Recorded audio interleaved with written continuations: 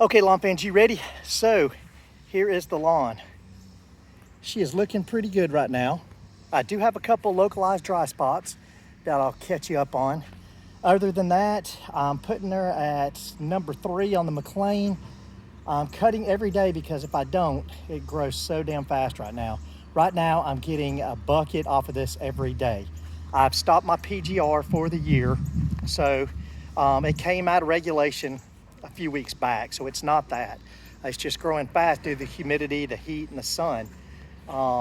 The gardenias, they're loving the humidity and the heat right now. They're popping all over, smell great. But anyways, back to the lawn. That's all I'm doing right now. I'm cutting this higher, and I'm seeing where I step in the lawn, the footprint go down a little bit more.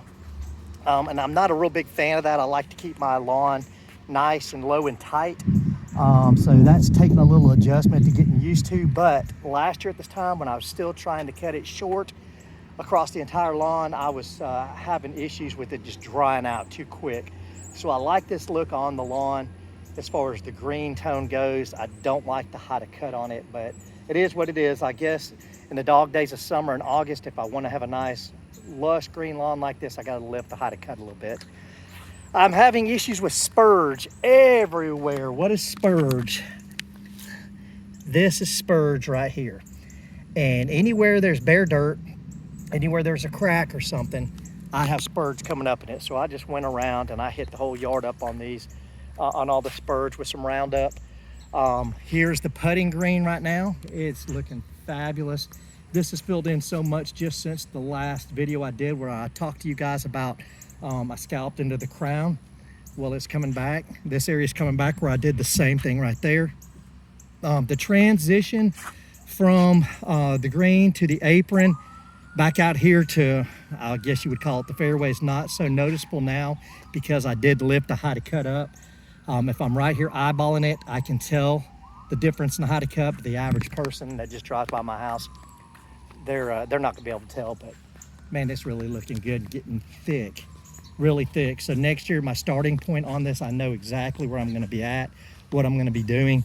This is my first season really keeping up with this and a program and a routine, and I'm pretty happy with it.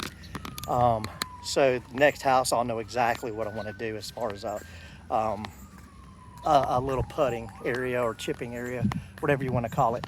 I'm gonna take you over here to the new area, the chipping area. Just got done cutting. The back part of it's filling in pretty nicely. I just sanded this here a couple days ago, so it's starting to come back through. It's looking good. My intentions down there where those pavers are, they will not stay there forever. I'm just building that up with some grass clippings. I'll put some topsoil in there, and then I will put several different coats or layers of sand on top of that to even it all up. And then probably will have a little terraced area off the back side of that where it's going to be a different height of cut or a different height than the rest back there, because this gets really no sun back in that area. Nothing's going to grow, so I'll probably just fill that up with the river rock, stone, something like that.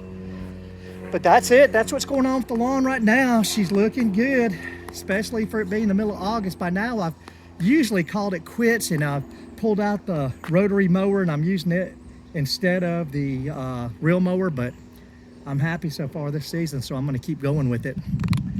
That's all I got for you guys. Bermuda Brian, out.